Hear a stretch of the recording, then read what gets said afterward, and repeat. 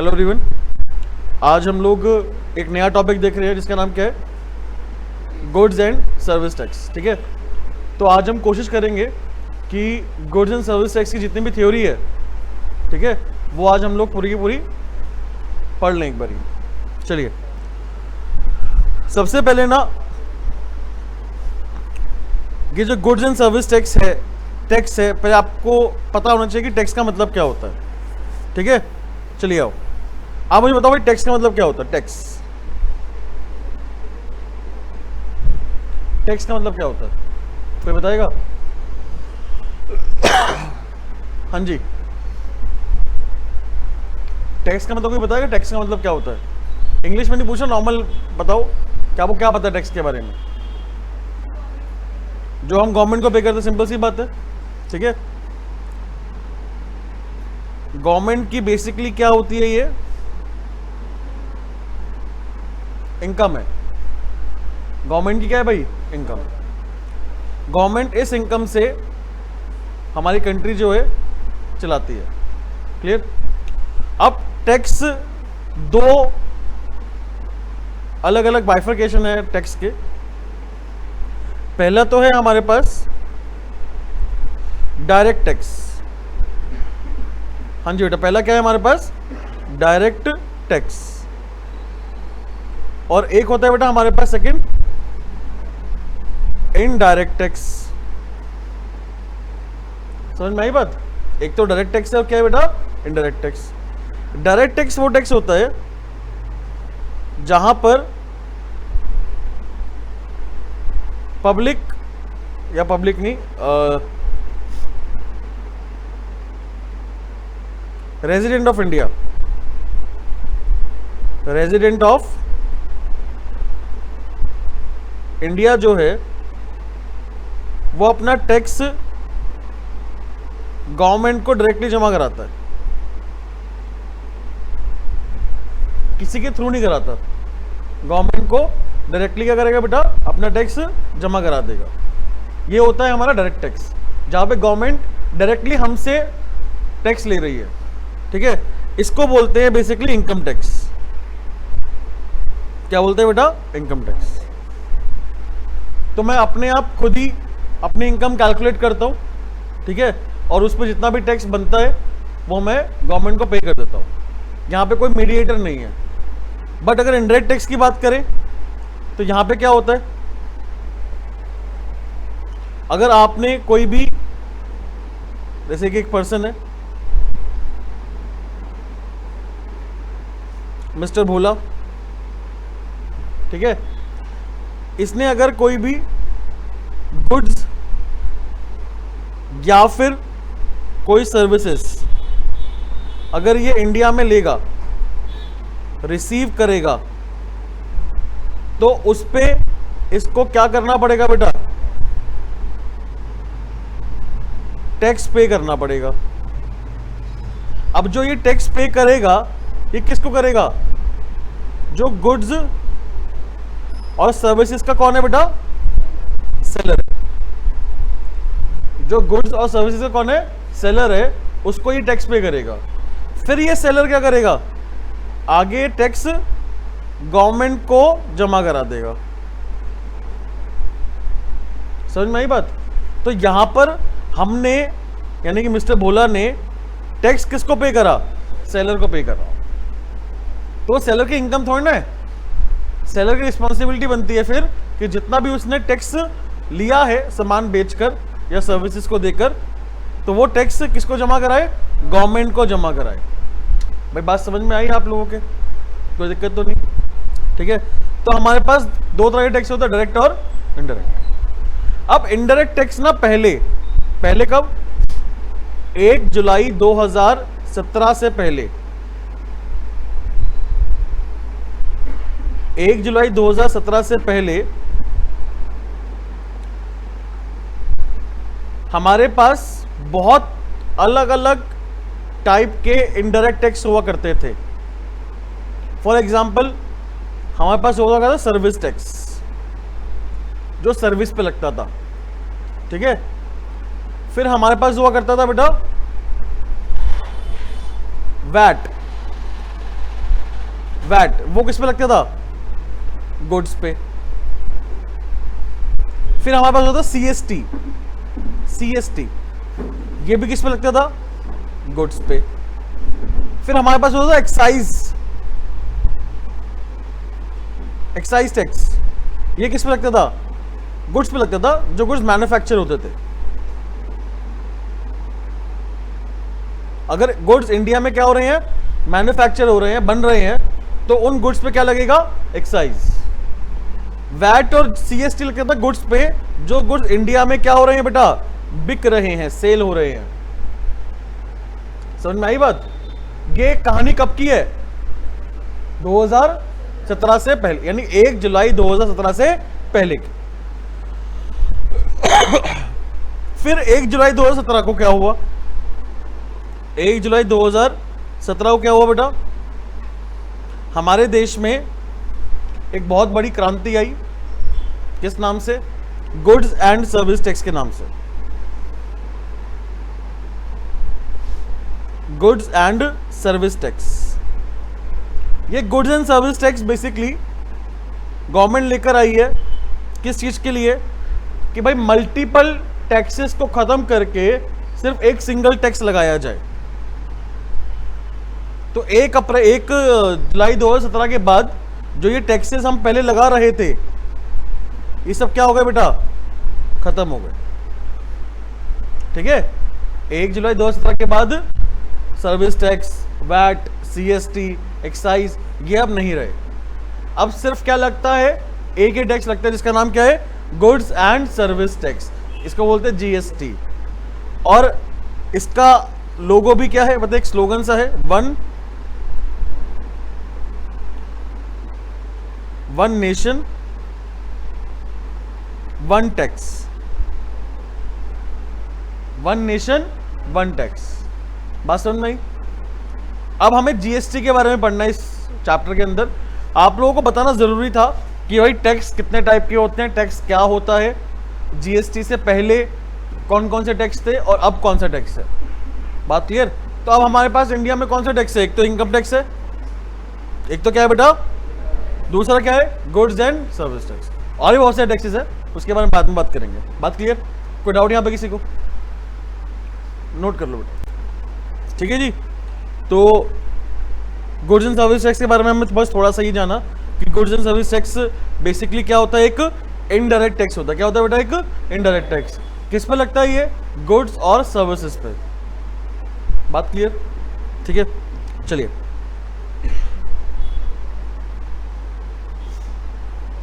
थोड़ा और इसको आगे डिटेल में लेते हैं। देखो बेसिकली ना गुड्स एंड सर्विस टैक्स जो है, आप लोगों को पता हो कि एक लॉ होता है, लॉ है ना, एक्ट होता है। समझ में आई बात? Indian partnership act, companies act, Hindus act, Muslim act, तो ये सारे एक्ट हैं। और इन एक्ट के अंदर क्या लिखा होता है? लॉ लिखा होता है कि भाई इंडियन कंपनी एक्ट जो है उसके अकॉर्डिंग इंडियन कंपनीज कैसे वर्क करेंगी। बात समझ में आई? ऐसे ही इनकम टैक्स एक्ट है। इनकम टैक्स एक्ट के अकॉर्डिंग जो भी चीज़ लिखी हुई है उसके अंदर, उसके अकॉर्डिंग हम लोग क्या करेंगे बेटा? अपना टैक्स कैलकुलेट करेंगे। सेम क्या है? जीएसटी। लेकिन जीएसटी खाली से एक सिंगल एक्ट नहीं है। हमारे यहाँ पे जितनी भी स्टेट्स हैं, उन सभी स्टेट्स के अंदर जीएसटी का अपना अलग अलग एक्ट है। यूपी का अलग, हरियाणा का अलग, बिहार का अलग, ये सबका अलग अलग टैक्स है। सॉरी क्या कह रहा हूं मैं? एक्ट है जीएसटी। इनकम टैक्स सिर्फ एक ही एक्ट है पूरे ऑल ओवर इंडिया में, लेकिन जीएसटी एक सिंगल एक्ट नहीं है।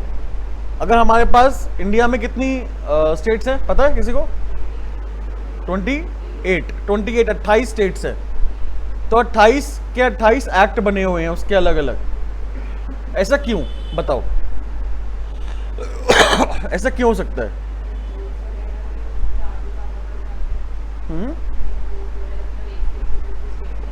ठीक है, ये भी हो सकता है। और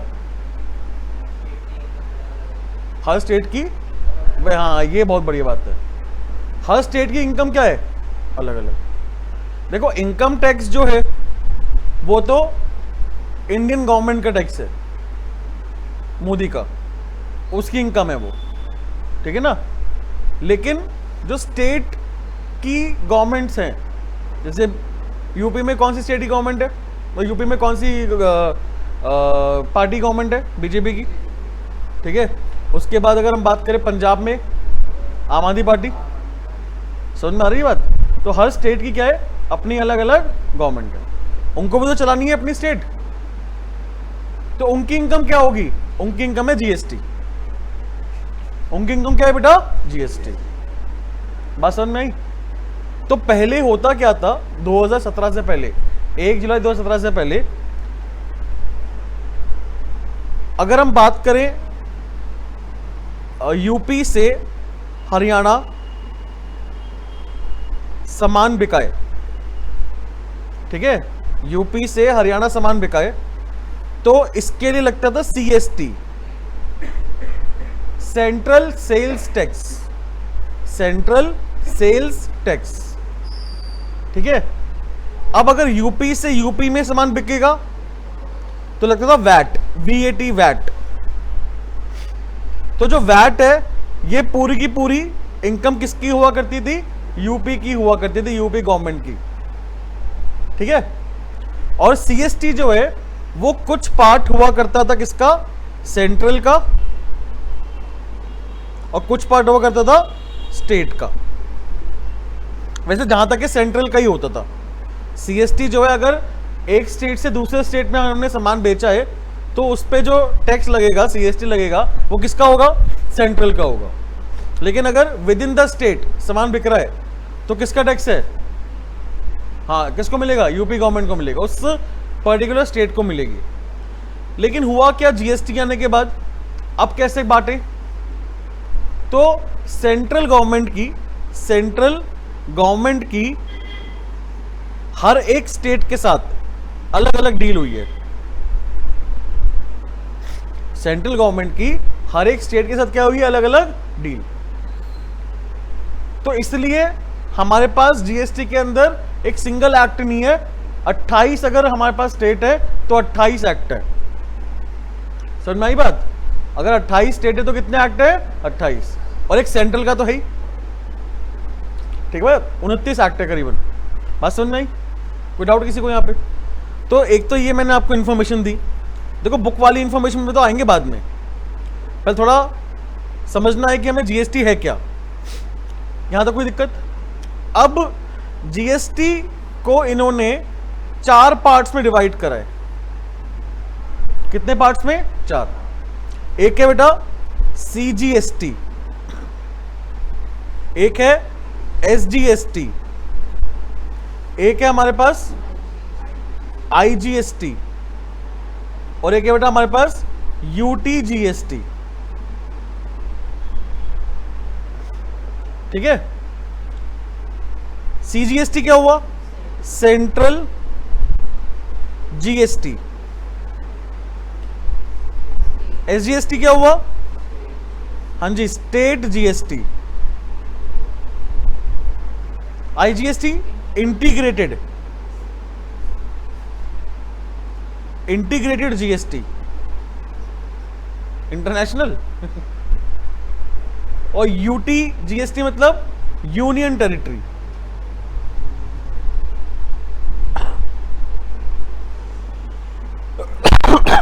union territory GST.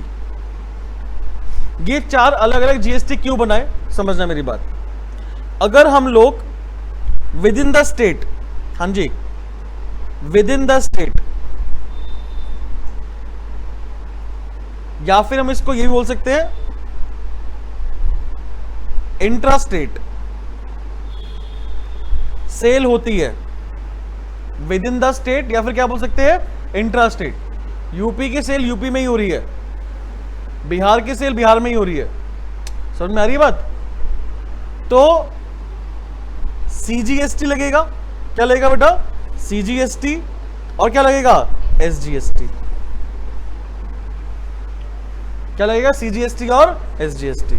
Suppose GST का जो रेट है हमारे पास वो फॉर एग्जांपल 5% है। कितना परसेंट है, 5%। तो 2.5% CGST लगेगा और 2.5% क्या लगेगा, SGST।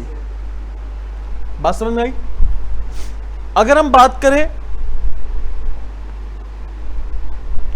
आउटसाइड द स्टेट, अगर स्टेट के बाहर सेल हो रहा है तो इसको हम लोग बेटा क्या बोलते हैं, इंटर स्टेट सेल। क्या बोलते हैं, इंटर स्टेट सेल। इंटर मतलब आउटसाइड। तो क्या लगेगा, IGST। कितना परसेंट, पूरा 5%। बात समझ में आ गई, कोई दिक्कत? अब अगर यहां पर within union territory sale हो रही है बेटा,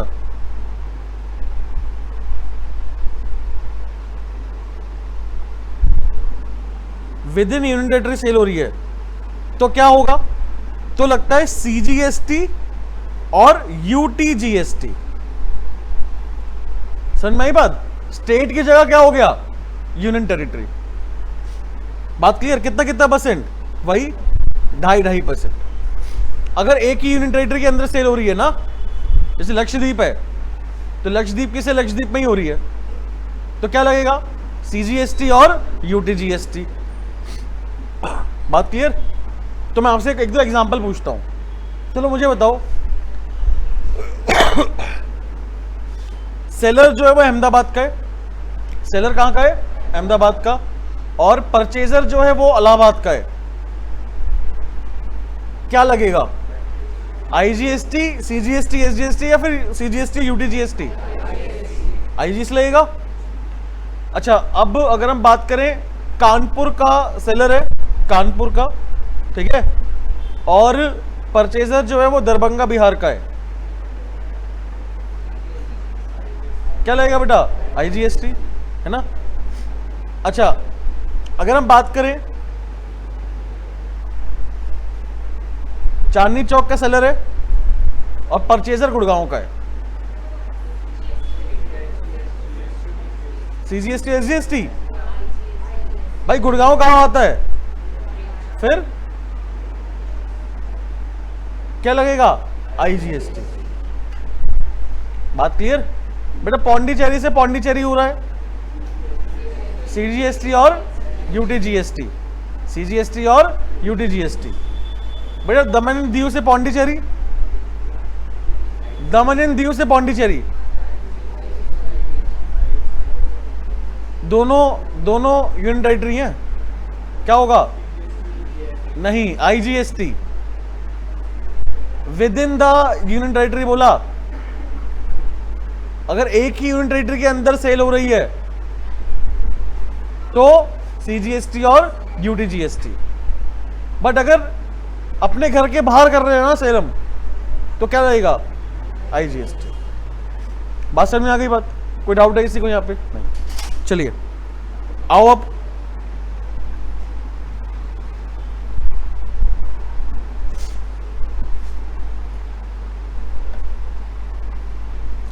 अब आगे हम पढ़ते हैं। देखो भाई, रजिस्ट्रेशन अंडर CGST, मतलब GST जो है वो बेसिकली उसका रजिस्ट्रेशन कराना कंपलसरी है। कब कंपलसरी है, if business is in non hill area. अगर बिजनेस जो है वो नॉन हिल एरिया में है अगर, तो ग्रॉस टर्नओवर यानी ग्रॉस सेल जो है basically from supply of goods with in the state, यानी कि intra state in a year is 40 lakh और मोर। 40 लाख या फिर उससे ज्यादा की सेल है, 40 लाख या उससे ज्यादा की अगर कोई भी सेलर सेल कर रहा है सामान को अपने, बट वो कौन सी सेल की बात कर रहा है, विद इन द स्टेट, ठीक है, तो उसको क्या करना पड़ेगा, GST का रजिस्ट्रेशन कराना पड़ेगा। या फिर gross turnover from supply of services with in the state. With in the state मतलब अपनी ही स्टेट के अंदर अगर वो सप्लाई कर रहा है किस चीज की, सर्विसेज देता है, तो 20 लाख या उससे ज्यादा कि अगर सर्विस दे रहा है वो एक साल में, तो उसको क्या करना पड़ेगा, GST में रजिस्ट्रेशन कराना पड़ेगा। बात समझ में आ गई? अगर हम बात करें बेटा हिल एरिया की, अगर कोई बिजनेस हिल एरिया पे कर रहा है तो उसका सेल जो है गुड्स को बेचने से 20 लाख से या उससे ज्यादा का होता है तो उसको जीएसटी में रजिस्ट्रेशन कराना पड़ेगा। और अगर वो सर्विसेज को बेचने से 10 लाख या 10 लाख से ज्यादा की सर्विसेज बेचता है वो एक साल के अंदर, है ना, तो जब भी उसको क्या कराना पड़ेगा, रजिस्ट्रेशन कराना पड़ेगा। मतलब हाफ हो गया एक तरीके से। क्या हो गया बेटा? हाफ। नॉन हिल एरिया में गुड्स को अगर बेचते हैं तो 40 लाख या 40 लाख से ज्यादा, और हिल एरिया में 20 लाख या 20 लाख से ज्यादा। अब अगर नॉन हिल एरिया के अंदर हम सर्विसेज बेच रहे हैं तो 20 लाख या 20 लाख से ज्यादा, और अगर हिल एरिया की बात करें तो कितना हो गया? 10 लाख या 10 लाख से ज्यादा।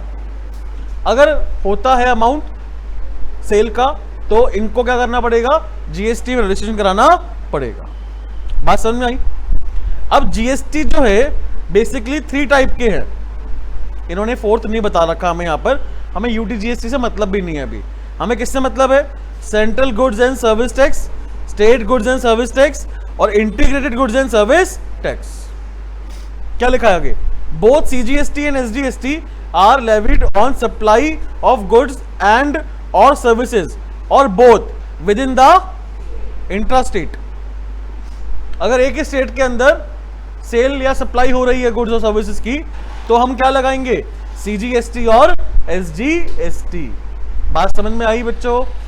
आगे देखो, अगर हम बात करें आईजीएसटी की तो क्या लिखा हुआ है? It is levied on supply of goods और सर्विसेज और both outside the state, intra state, sorry inter state, inter state. Intra मतलब इंट्रा, इंटर मतलब विद इन द, इंटर मतलब आउटसाइड। बात क्लियर? इंट्रा मतलब with in the state, inter मतलब outside the state. Intra और inter पे MCQ confirmed है, half Eli में कंफर्म मैं बोल रहा हूं आएगा ही आएगा। इंट्रा इंटर में कंफ्यूज होते हैं बच्चे। इंट्रा मतलब विद इन द, हाँ भाई दोबारा से, इंट्रा मतलब विद इन द स्टेट और इंटर मतलब आउटसाइड द स्टेट। तो इंट्रा स्टेट सप्लाई अगर होती है तो क्या लगेगा? सीजीएसटी और एसजीएसटी। और अगर इंटर स्टेट सप्लाई होती है तो बहुत ही बढ़िया। बात क्लियर? कोई डाउट यहां पे किसी को?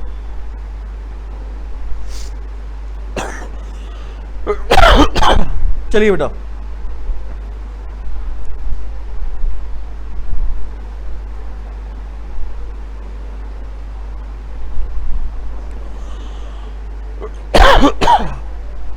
देखो मैंने आपको यहां पे बता ही दिया है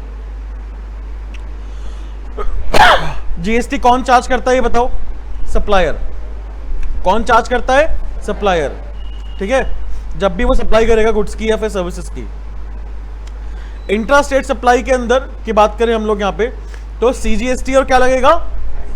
एसजीएसटी। सीजीएसटी और एसजीएसटी हाफ ऑफ रेट पे हो जाएगा। अगर जीएसटी का रेट 12% है तो 6% हो जाएगा, कोई दिक्कत? इंट्रा स्टेट की बात करें तो क्या लगेगा बेटा? आईजीएसटी लगेगा पूरा 12%, है ना, वही बता रखा है इन्होंने यहां पर। कौन सी वैल्यू पे जीएसटी लगता है ये बहुत इंपॉर्टेंट है। GST is levied by the seller of goods और सर्विसेज और both at the prescribed rate on the, कौन सी वैल्यू बेटा? टैक्सेबल वैल्यू, जिस वैल्यू पे वो सामान बेच रहा है, जिस वैल्यू पे सेलर जो सामान बेचेगा उस वैल्यू पे क्या लगेगा? जीएसटी लगेगा। क्या लगेगा बेटा? जीएसटी। बात क्लियर? सारे डिस्काउंट माइनस करने के बाद ट्रेड और कैश, ठीक है, ट्रेड या कैश डिस्काउंट माइनस करने के बाद जो अमाउंट आएगा उस अमाउंट पे क्या लगेगा? जीएसटी लगेगा। क्लियर है बात? जैसे क्वेश्चन देखो यहां पे, अमर सन से दिल्ली का, उसने गुड्स बेचे हैं अतुल ब्रदर्स को, वो भी दिल्ली का है, तो क्या लगेगा? हाँ जी, सीजीएसटी और सबका ध्यान है ना यहां पर। चलो, लिस्ट प्राइस कितना है? 20,000। 10% का ट्रेड डिस्काउंट है, 6% का हमारा क्या है बेटा? रेट है। तो यहां पे 20,000 में से पहले हम क्या माइनस करेंगे? Trade discount. 2,000 माइनस 18,000 आ गया। अब फिर 18,000 पे 6% का हम टैक्स लगा देंगे, सीजीएसटी और एसजीएसटी। 1,080, 1,080। कोई दिक्कत? आगे नेक्स्ट क्वेश्चन देखो एक बारी। हाँ जी, यहाँ पे क्या है? वही सेम है, हरी एंड कंपनी दिल्ली का है, उसने सामान किसको बेचा? अनिल एंड कंपनी दिल्ली को। 1 लाख रुपए का लिस्ट प्राइस है, लिस्ट प्राइस कितने का है? 1 लाख का। ट्रेड डिस्काउंट कितना परसेंट है? 20%। और कैश डिस्काउंट कितना है? 2% है। हमने दिया अनिल कंपनी को, paid the amount at the time of sale, sale के टाइम पे उन्होंने सारा पैसा दे दिया, तो इसलिए हमने 2% का इनको क्या दिया? कैश डिस्काउंट दिया। कोई दिक्कत? भाई लिस्ट प्राइस 1 लाख माइनस कर दो 20,000 रुपए का क्या? ट्रेड डिस्काउंट 20%, 80,000 आ गया। इसमें से माइनस करेंगे 2% का क्या? Cash discount. 80,000 पे 2% कितना हुआ? 1600। अमाउंट कितना आया? 78,400। और फिर 6% का हम यहाँ पे टैक्स लगा देंगे, 4704 4704। कोई डाउट यहाँ पे किसी को? भाई क्लियर है पॉइंट? नेक्स्ट क्वेश्चन देखो, एग्जाम्पल 3 है। ओमन कंपनी दिल्ली ने सामान बेचा पवन ऑफ आगरा यूपी। हाँ भाई क्या लगेगा? बहुत बढ़िया। लिस्ट प्राइस कितना है हमारे पास? 1 लाख का लिस्ट प्राइस है, 20% का ट्रेड डिस्काउंट है, लेकिन कैश डिस्काउंट 2% है ऑन द अमाउंट पेड। जो भी अमाउंट पे होगा उसका 2% का क्या मिल जाएगा? Cash discount. पवन ने 50,000 रुपए दे दिए बेटा इमीडिएटली, बाकी अभी नहीं दिए। बात क्लियर? तो हम कैसे सॉल्व करेंगे इसको? देखो, लिस्ट प्राइस आ गया 1 लाख रुपए, माइनस कर दिया 20,000 रुपए का ट्रेड डिस्काउंट 20% जो हमें गिवन है, 80,000 आ गया बेटा। अब 80,000 का 2% नहीं होगा, 50,000 का 2% होगा, जो अमाउंट हमें रिसीव हुआ है। बात समझ में आई? क्या लिखा हुआ है? कैश डिस्काउंट हमें 2% देना है, लेकिन जो अमाउंट हमें पे हुआ है उसके लिए अमाउंट कितना पेड हुआ है? 50,000। तो इस 50,000 पे 2% का डिस्काउंट कितना हुआ? 1,000 रुपए हुआ, 79,000 आ गया बेटा। अब 79,000 में 12% लगेगा टैक्स। विदाउट क्लियर है पॉइंट? पक्का? चलो चलिए आओ, अब सबसे इंपॉर्टेंट चीज जीएसटी के अंदर है, जो हमारे प्रैक्टिकल में भी काम आएगा, वो है बेटा सेट ऑफ। सेट ऑफ, ठीक है? का मतलब क्या है पहले समझते हैं। देखो, मैन्युफैक्चरर एक, इसने सामान बेचा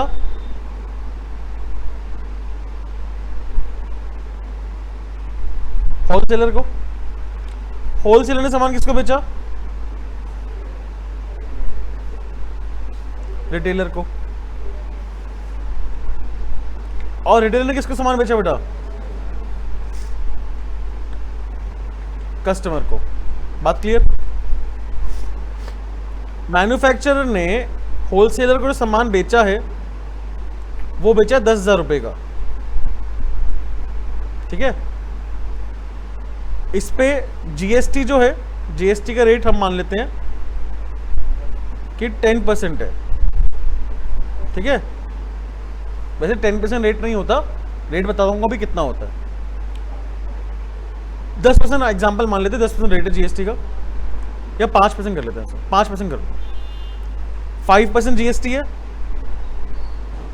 कितना हो गया? 500 रुपए, 10,500। होलसेलर को सामान जो है वो 10,500 का आया। बात क्लियर? अब ये क्या करेगा इसके अंदर? हाँ जी, ऐड कर देगा अपना प्रॉफिट।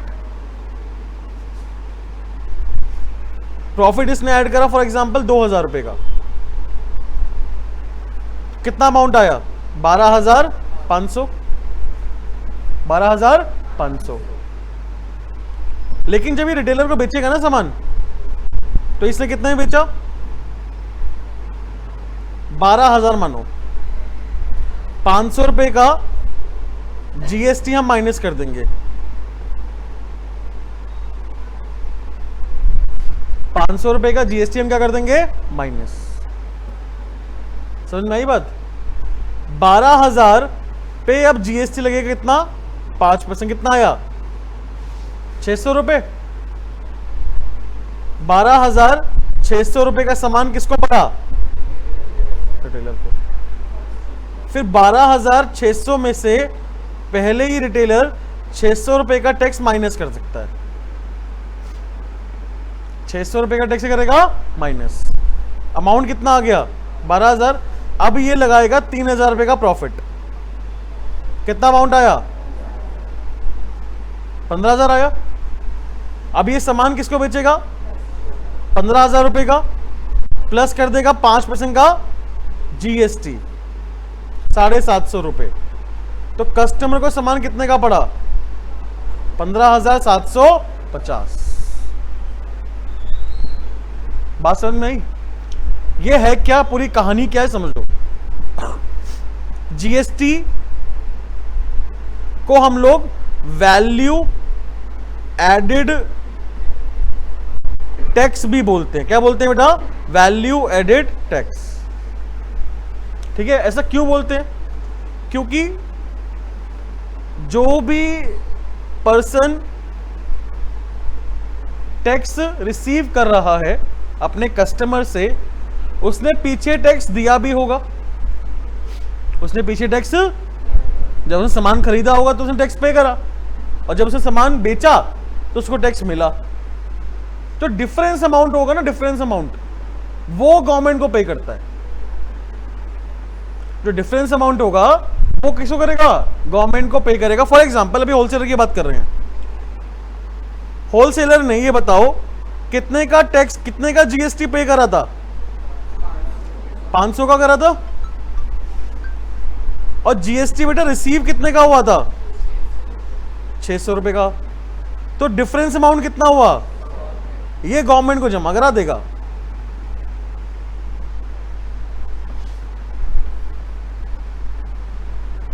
हाँ जी सर, में आई बात। तो 100 रुपए का जो डिफरेंस आ रहा है हमारा, वो गवर्नमेंट को पे करेगा। इसका मतलब ये हुआ कि 600 रुपए जो उसको मिले उसमें से 500 रुपए रख लेगा अपने पास, 500 रुपए रख लेगा अपने पास, जितना उसने टैक्स पे करा है, जितना उसने टैक्स, और जितना उसको एक्स्ट्रा टैक्स मिला है वो गवर्नमेंट को जमा करा देगा। इसलिए हम लोग यहां पे भी ना थोड़ा चेंज कर रहा हूं मैं, 500 रुपए पहले हम लोग करेंगे माइनस। जब भी टैक्स पे करता है ना इंसान, जैसे 10,500 रुपए उसने पे करा टोटल अमाउंट, 10,000 रुपए सामान का वैल्यू है, गुड्स का वैल्यू है, 500 रुपए जीएसटी का वैल्यू है, तो उसको वो गुड्स जो है वो 10,500 के नहीं पड़े, कितने के पड़े बेटा 10,000 रुपए के पड़े हैं। क्यों पड़े 10,000 के, बिकॉज 500 रुपए जो उसने टैक्स पे करा है वो उसको मिल ही जाएगा ना। वो उसको आगे कैसे मिलेगा, जब वो सामान बेचेगा, जब वो सामान, बात समझ में आई भाई? कोई डाउट है तो बताओ जल्दी से। हाँ जी, यहां तो कोई डाउट? इसे क्या बोलते हैं बेटा, value added tax. Value added tax का समझो मतलब क्या है। होलसेलर ने कितने रुपए का प्रॉफिट ऐड करा था, 2,000 का, 2,000 का 5% कितना हुआ, 2,000 का 5% 100 रुपए हुआ ना, कितना हुआ, तो वही तो ये टैक्स पे करेगा, value added tax, value added tax. जितना मैं प्रॉफिट लगाऊंगा, ऐड करूंगा अपने गुड्स में, उतने अमाउंट का जो टैक्स मुझे मिलेगा, उस प्रॉफिट में जो टैक्स मुझे मिलेगा वो मुझे क्या करना पड़ेगा, जमा कराना पड़ेगा। नहीं बात समझ में आई भाई? देखो दो बाइफर्केशन कर लो ना यार, 10,000 प्लस 2,000, टोटल सामान कितने का बेचा इसने 12,000 का, 10,000 का टैक्स कितना हुआ 500 रुपए, 2,000 का टैक्स कितना हुआ 100 रुपए, जब तो 12,000 का 600 हुआ। बात क्लियर? तो गुड्स जो उसने खरीदे थे 10,000 रुपए के, उस पे जो 500 रुपए उसने टैक्स पे करा था वो माइनस कर दो, वो रख लेगा अपनी जेब में। बाकी 100 रुपए जो एक्स्ट्रा प्रॉफिट उसने ऐड करा था, उस पे जो टैक्स इसको मिला है वो जमा कराएगा बैंक को। रिटेलर के साथ देख लो, रिटेलर के साथ भी यही हुआ है। रिटेलर के साथ 600 रुपए का टैक्स उसने दिया था, रिटेलर ने कितने का टैक्स दिया था 600 का, उसको टैक्स कितने का मिला 750 का टैक्स मिला, डिफरेंस कितना हुआ 150। अब बताओ प्रॉफिट कितना था इसका, प्रॉफिट 3,000 था ना, प्रॉफिट कितना था 3,000 का 5% लगा लो, 150 ही तो हुआ। 3,000 का 5% कितना हुआ 150। अब पढ़ो एक बार ढंग से, input GST is set off against output GST. अच्छा, इनपुट जीएसटी क्या होता है? हाँ जी, इनपुट जीएसटी जो हम परचेस करते टाइम पे करते हैं, जो हम परचेस करते टाइम पे करते हैं, वो कौन सा जीएसटी है बेटा? Input GST. और आउटपुट जीएसटी कौन सा है? जो हम लोग सेल करते टाइम पे करते हैं। बात क्लियर? कोई डाउट तो नहीं? इनपुट जीएसटी परचेस करते टाइम, आउटपुट जीएसटी सेल करते टाइम। अब पढ़ना एक बारी। इनपुट जीएसटी जो है वो हम लोग सेट ऑफ यानी कि माइनस करते हैं किसमें से? आउटपुट जीएसटी में से, है ना, इन अ प्रेस्क्राइब्ड मैनर, जो मैनर हमें गिवन है एक्ट के अंदर उस हिसाब से। इसलिए जीएसटी का इफेक्ट हमेशा क्या आएगा? Value added tax. As a result GST is levied on value added each time goods or services or both supplied by the taxpayer registered under GST। बात समझ में आई बेटा? हाँ जी, कोई डाउट यहाँ पे किसी को? क्लियर है पॉइंट? वैल्यू एडिड का समझ में? वैल्यू एडिड जो प्रॉफिट कोई भी मैन्युफैक्चरर, सेलर, जो बेसिकली सेलर की बात कर रहे हैं, सेलर जो प्रॉफिट लगाएगा अपने गुड्स पे, उस प्रॉफिट पे जो उसको टैक्स मिल रहा है वही अमाउंट क्या कराएगा? जमा कराएगा। और ये हम अमाउंट कैसे निकालते हैं? आउटपुट में से क्या माइनस करते हैं? इनपुट। बात क्लियर? आउटपुट में से क्या माइनस करेंगे? इनपुट। जैसे कि ये 500 रुपए मेरा क्या था बेटा? इनपुट था, ठीक है, और 600 क्या था बेटा? आउटपुट। भाई बात समझ में आई? कोई डाउट किसी को यहां पे? नहीं। चलिए आगे देखते हैं।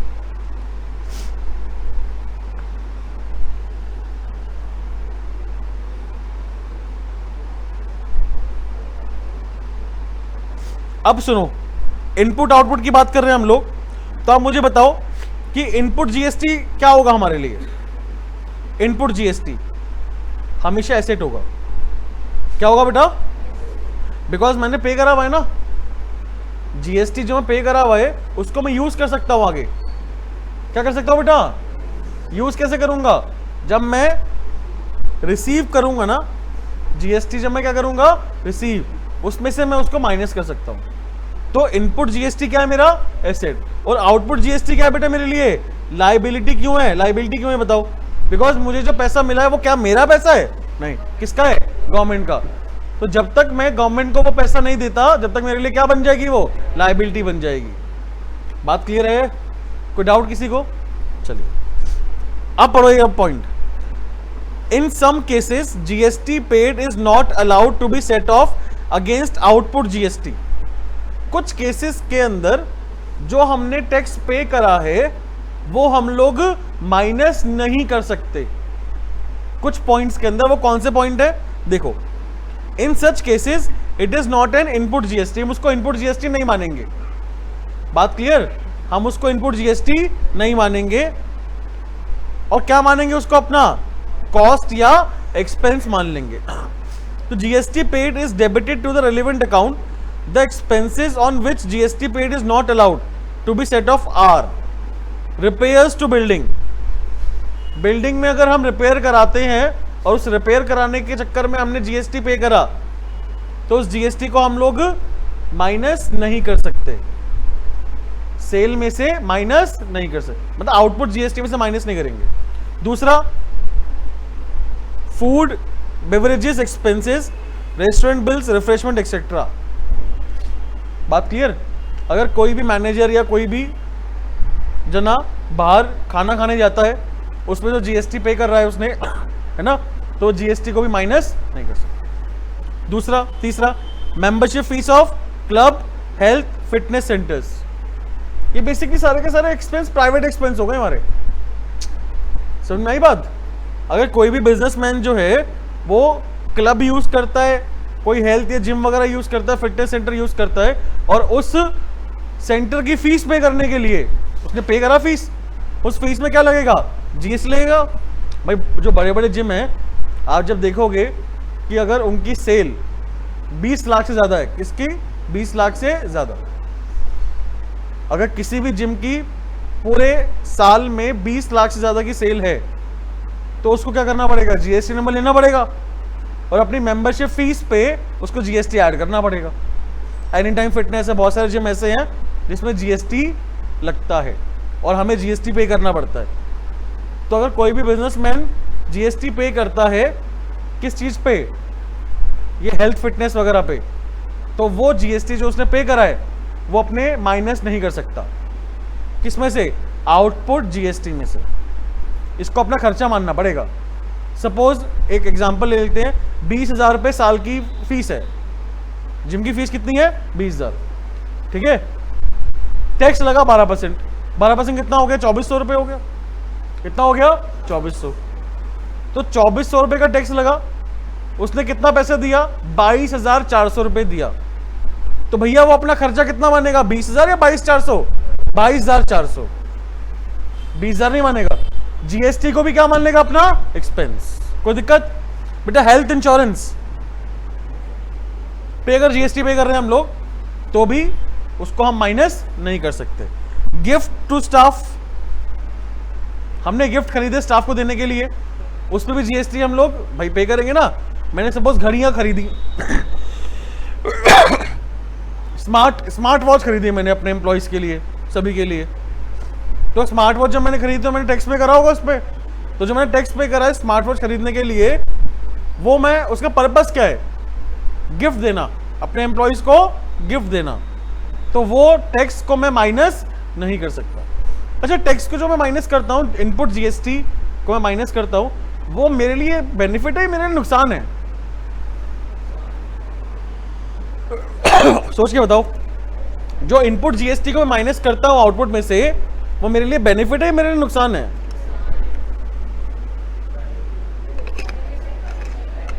कृष्ण नुकसान है। अरे बाबा नुकसान है क्या?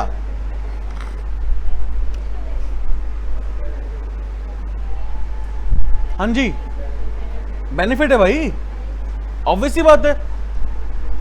अगर मैं माइनस कर रहा हूं आउटपुट जीएसटी में से, इसका मतलब यह है कि मैं उतने पैसे अपने पास रख रहा हूं।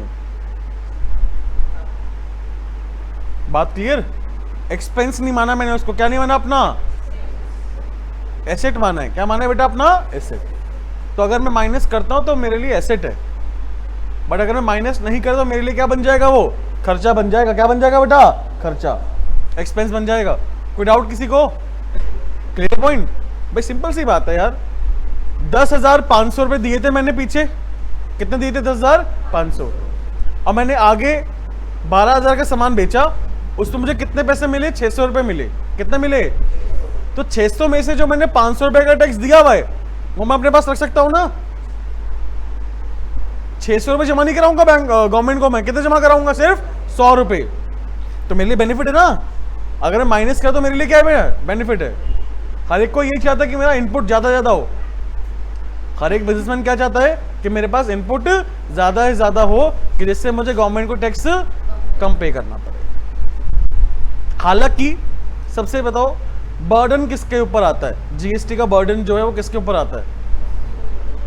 कस्टमर के ऊपर। कस्टमर भी नहीं बोलेंगे, कंज्यूमर। कस्टमर नहीं, कंज्यूमर के ऊपर बर्डन आता है, जो अल्टीमेटली उस प्रोडक्ट को या उस सर्विस को कंज्यूम कर रहा है, यूज कर रहा है। समझ में आई बात? मैन्युफैक्चरर ने किसको सामान बेचा? होलसेलर को। होलसेलर ने किसको बेचा? भैया जीएसटी का बर्डन ना तो मैन्युफैक्चरर पे है, ना ही होलसेलर पे है, ना ही, सिंपल सी बात है यार, इनके ऊपर कोई बर्डन है क्या? ये अपनी जेब से पैसे दे रहे हैं क्या? नहीं ना। ये इन्होंने करा क्या? 600 रुपए का टैक्स मिला, 500 रुपए उन्होंने दिए थे पहले, माइनस कर लिए, 100 रुपए जो उनको मिले हैं वो जमा करा दिए। क्या बर्डन इनके ऊपर आया क्या? नहीं आया। किसके ऊपर बर्डन आता है? कंज्यूमर का। बात क्लियर है? आगे बढ़ेंगे। डोनेशन, अगर मैं कोई डोनेशन देता हूं तब भी जीएसटी अगर मैंने पे करा है उस डोनेशन के लिए तो भी माइनस नहीं कर सकता। सैंपल्स हो गया, ड्राइंग्स हो गया, और परचेज ऑफ व्हीकल। अगर परचेज ऑफ व्हीकल का मतलब क्या हुआ? अगर मैं कोई भी गाड़ी, घोड़ा तो नहीं, गाड़ी हो गई, ठीक है, ट्रक हो गया, शिप हो गई बेटा, एयरप्लेन हो गया, डॉल्फिन नहीं, डॉल्फिन थोड़ी ना, ठीक है, कुछ भी अगर मैं व्हीकल खरीदता हूं तो उस व्हीकल को खरीदने के लिए मैंने जीएसटी पे करा हुआ होगा। क्या पे करा होगा? जीएसटी। तो वो जीएसटी को मैं माइनस नहीं। सोचो, लोग इतनी महंगी महंगी गाड़ियां लेते हैं। फॉर एग्जांपल 1 करोड़ की गाड़ी है। कितने करोड़ की गाड़ी है? और जीएसटी जो है 28% लगता है गाड़ियों पे। कितने परसेंट? 28%। जीएसटी के रेट कितने बताता हूं आपको मैं। 0%, 5%, 12%, 18%, 28%। बेसिक जो आइटम्स होती हैं जो हर एक के लिए जरूरी है, वो बेसिकली 5% पे आती है। कपड़े खरीदते हो आप, कपड़े खरीदते हो उस पर 5% टैक्स लगता है ना। हालांकि मिल्क वगैरह हो गई या ऐसे बहुत सारे आइटम्स हो गए जिन पे टैक्स नहीं लगता। बेसिक नेसेसिटीज को तो दूर रखा हुआ है, जरूरत की चीजों को टैक्स से दूर रखा हुआ है, लेकिन जो ऐसी चीजें हैं जो जरूरत की इतनी नहीं है, जो कंफर्ट की है, उस पर टैक्स लगाया हुआ है। कपड़े भी एक तरीके से कंफर्ट लेवल पे ही आते हैं। जरूरत है क्या? मानव कह रहा है सर हम तो पहले भी ऐसे थे, आज भी ऐसे ही है। पहले भी ऐसे घूमते थे, अब तो बस हमें रहना पड़ता है कपड़ों के साथ। है मानव? आधी और लगा दे आगे। चलो, कोई डाउट किसी को? यहां पे आगे बढ़ते हैं। चलिए भाई, जीएसटी जो हमने पे करा है and claimed as input GST is reverse in the following cases. Is reverse in the following cases का मतलब क्या हुआ, पहले समझते हैं। जो मैंने इनपुट जीएसटी मान लिया था अपना, इन पॉइंट्स के अंदर मुझे वो रिवर्स करना पड़ेगा। यानी कि अगर मैंने माइनस कर दिया था तो मुझे वो दोबारा से अपना प्लस करना पड़ेगा, उसको एक्सपेंस मान लेना पड़ेगा। किन किन केसेस के अंदर? पहला, परचेज रिटर्न। अगर मैंने गुड्स को वापस कर दिया है, भाई मैंने सामान खरीदा 1 लाख रुपए का, उस पर जीएसटी पे करा 5,000 रुपए। 5,000 मैंने अपना क्या मान लिया? इनपुट जीएसटी मान लिया। क्या मान लिया बेटा? अपना इनपुट जीएसटी। अब 1 लाख के सामान में से मैंने 20,000 का सामान वापस कर दिया। 20,000 का सामान, तो 20,000 के सामान पे टैक्स कितना दिया था? 5%। 1,000 रुपए दिया था। कितने रुपए दिया था? तो वो 1,000 रुपए का इनपुट जीएसटी को मुझे क्या करना पड़ेगा? रिवर्स करना पड़ेगा। बात समझ में आई? यानी कि जो मैंने माइनस 5,000 रुपए करे थे, अब मुझे क्या करना पड़ेगा? उसको 1,000 रुपए ऐड कर देना पड़ेगा। बात क्लियर?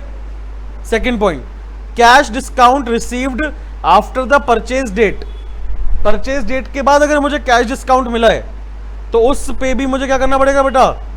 जीएसटी जो मैंने क्लेम करा है उसको रिवर्स करना पड़ेगा। Drawings by the proprietor, goods खरीदा बट उसको बेचा नहीं, घर ले गया, तो जो गुड्स मैं घर ले गया हूं उस पे जीएसटी क्या करना पड़ेगा? रिवर्स करना। समझ में आ रही है बात? उसको मैं अपना एसेट नहीं मान सकता। एसेट कब मानूंगा? जब मैं उसको आगे बेचूंगा।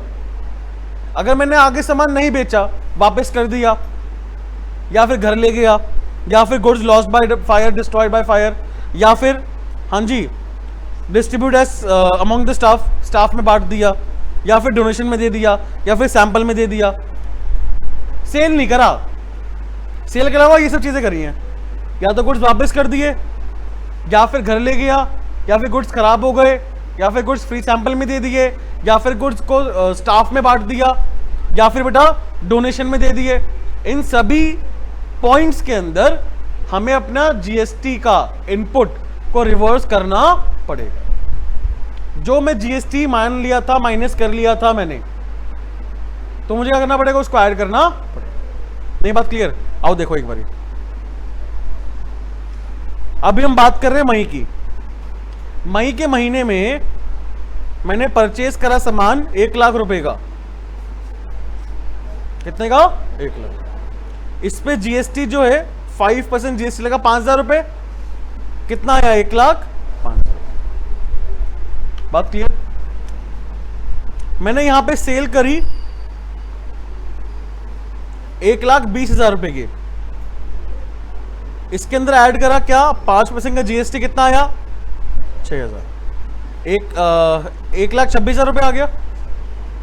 यहां पे मैंने जीएसटी कितना पे करा होगा गवर्नमेंट को? हाँ जी 6,000 आउटपुट है, इनपुट कितना है? तो मैंने 1,000 रुपये पे करा होगा ना गवर्नमेंट को।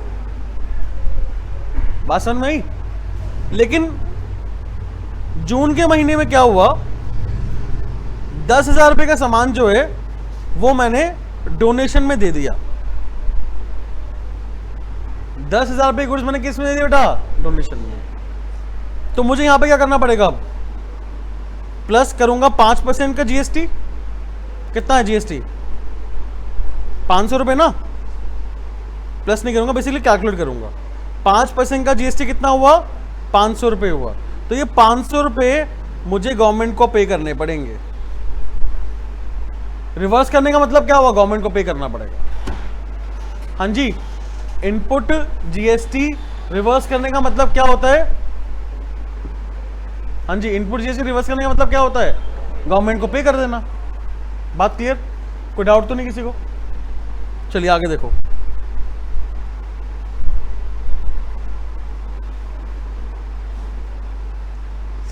अच्छा ये पॉइंट भी अच्छा है। GST is not levied on the following, यानी कि एग्जेम्पशन है बेटा, इन सब चीजों पे जीएसटी नहीं लगेगा। सैलरी वेजेस पे जीएसटी नहीं लगेगा। ये इंपॉर्टेंट चीजें हैं जो बता रहा हूं मैं आप लोगों को। एजुकेशनल सर्विसेज में भी जीएसटी नहीं लगेगा। इलेक्ट्रिसिटी और वाटर पे नहीं लगेगा बेटा। हेल्थ सर्विसेज पे नहीं लगेगा। इंटरेस्ट हो गया। Supply of services to the government, government को अगर सर्विस दे रहे हो उस पर जीएसटी नहीं लगा होगा। सप्लाई ऑफ गुड्स और सर्विसेज और both to the embassies of other countries, उन पे भी जीएसटी नहीं लगेगा। Travelling expense claimed by the, उस पर भी जीएसटी नहीं लगेगा होता। कोई डाउट यहां पे किसी को? तो ये पॉइंट है जिसपे जीएसटी नहीं लगता। क्लियर? अच्छा रिवर्स चार्ज क्या होता है? रिवर्स चार्ज बहुत इंपॉर्टेंट है। रिवर्स चार्ज,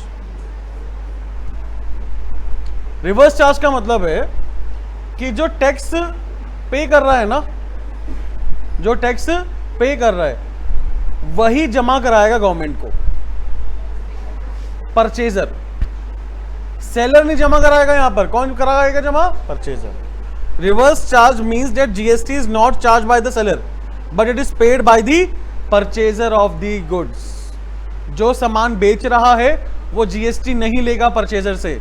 परचेजर की खुद की जिम्मेदारी है कि उसने जितने का सामान खरीदा उस सामान पे उसको खुद से जीएसटी पे करना पड़ेगा गवर्नमेंट को। उसे क्या बोलते हैं? Reverse charge. नहीं समझ में? अभी तक क्या होता है, हमेशा कौन चार्ज करता है जीएसटी? सेलर करता है ना चार्ज। सेलर ने परचेजर से जीएसटी लिया, गवर्नमेंट को जमा करा दिया। रिवर्स चार्ज का मतलब क्या हुआ कि जो बीच का मीडिएटर है वो हट गया। यहां परचेजर खुद डायरेक्टली जमा कराया गवर्नमेंट को।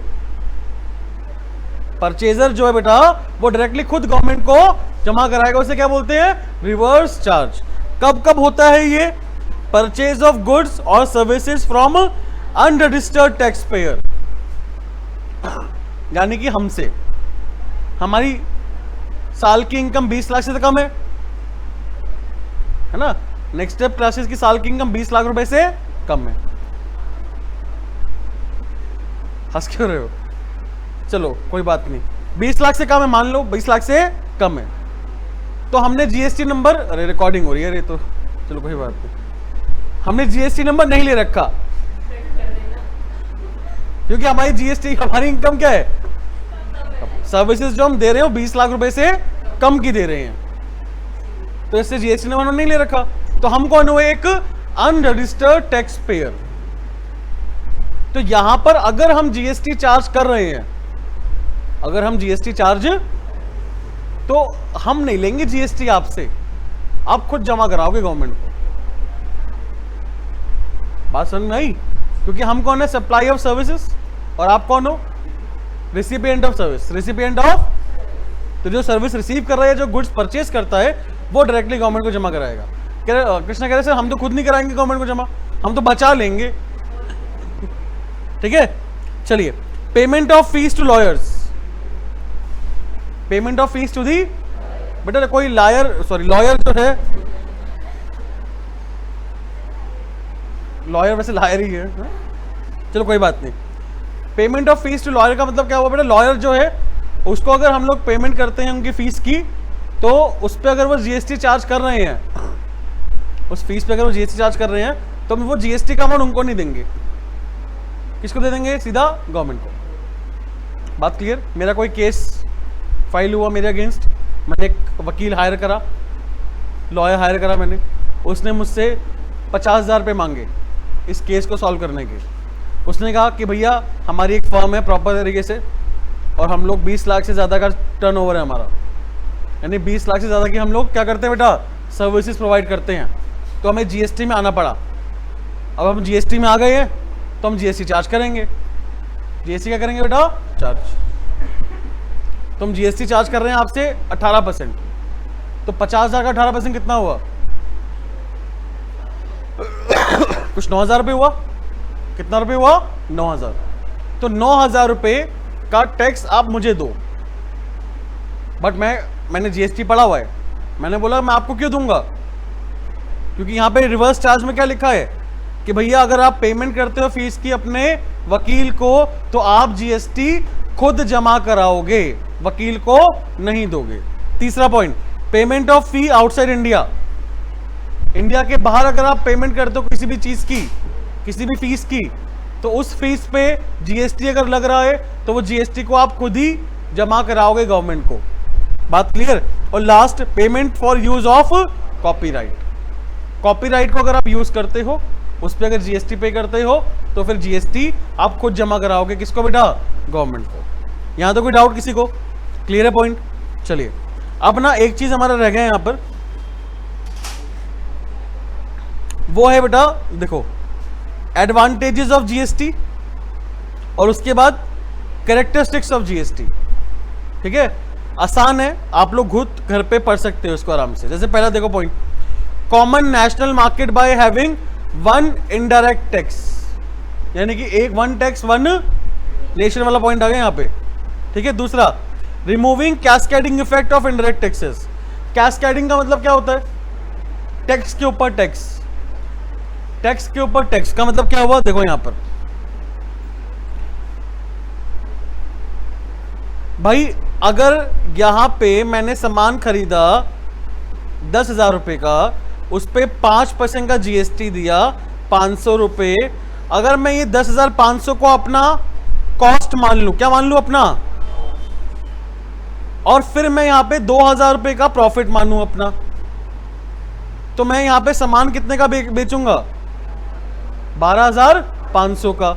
अब जीएसटी इस पे लगाऊंगा ना, 12,500 का जीएसटी कितना हुआ, 625 रुपए। कितना आया, 13,125। इसका मतलब क्या हुआ, पहले आपको देखो, पहले ध्यान दो, पहले आप यहां पर क्या कर रहे थे, 500 रुपए का जो टैक्स आपने पे करा था उसको आपने यहां से माइनस कर दिया था, कर दिया था माइनस, लेकिन यहां पर नहीं करा। इसे बोलते कैस्केडिंग इफेक्ट। टैक्स के ऊपर टैक्स लग गया ना, 500 रुपए का जो आपने टैक्स पे करा था उसको आपने ऐड करा हुआ है, उस पर भी आपने क्या करा, 5% का टैक्स लगा दिया। क्या ये बेटा, कैस्केडिंग इफेक्ट। पढ़ो एक बारी, GST does not have cascading effect as GST paid is set off against GST collected. GST में कैस्केडिंग इफेक्ट नहीं होता।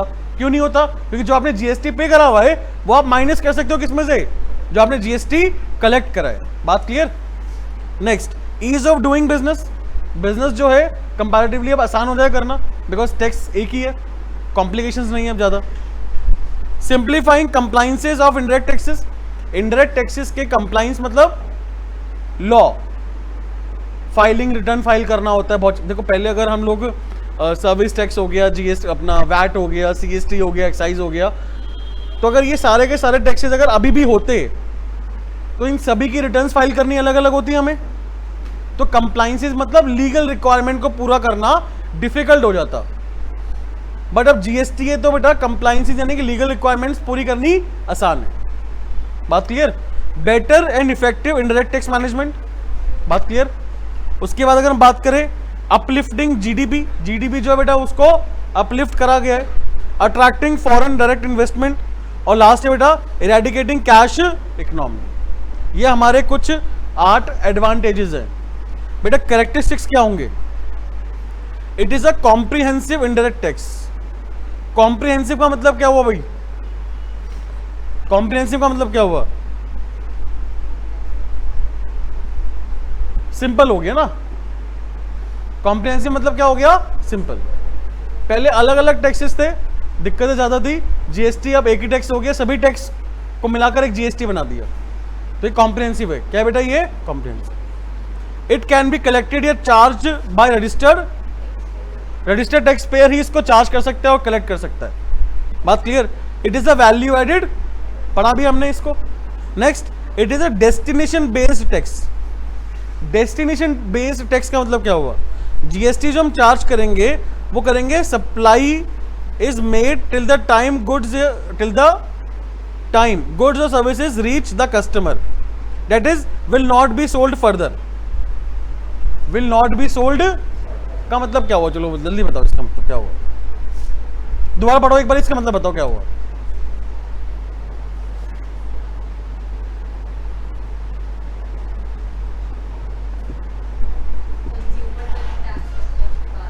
बिल्कुल ठीक बात है बेटा।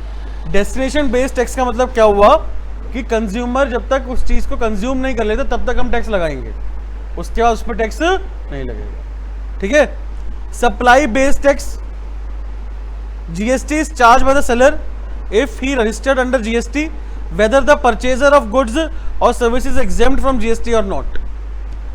यानी कि जो टैक्स पेयर रजिस्टर्ड है उसको टैक्स लगाना ही लगाना है। उसको टैक्स चाहे परचेजर एग्जेम्पशन में आता है या नहीं आता, चाहे परचेजर एग्जेम्पशन में आता है या, लेकिन रजिस्टर्ड टैक्स पेयर क्या करेगा बेटा? टैक्स लगाएगा ही लगाएगा। बात क्लियर? उसके बात करें, if input credit of GST paid is allowed it is an asset and not an, ये हम बात कर रहे हैं पिछले 1 घंटे से। ठीक है, चलिए 2 पॉइंट और आ गए फटाफट। GST collected is not an income but जो हमने जीएसटी कलेक्ट करा वो मेरी कमाई नहीं है, मेरी क्या है? उधारी है, लाइबिलिटी है। और unlike earlier tax rate indirect tax system, GST does not have cascading. पढ़ा हमने अभी एडवांटेजेस के अंदर कि जीएसटी जो है बेटा वो कैस्केडिंग इफेक्ट। कैस्केडिंग इफेक्ट का मतलब लिख लेना याद से, टैक्स के ऊपर टैक्स, टैक्स के ऊपर टैक्स। तो भाई आज की क्लास में हम लोगों ने जीएसटी का पूरा थ्योरी पार्ट कर लिया। ठीक है, एक क्लास अभी हम और लेंगे, उसके अंदर हम करेंगे जीएसटी का पूरा प्रैक्टिकल पार्ट। बात समझ में आई? चलिए मिलते हैं हम लोग नेक्स्ट क्लास में। Till then bye.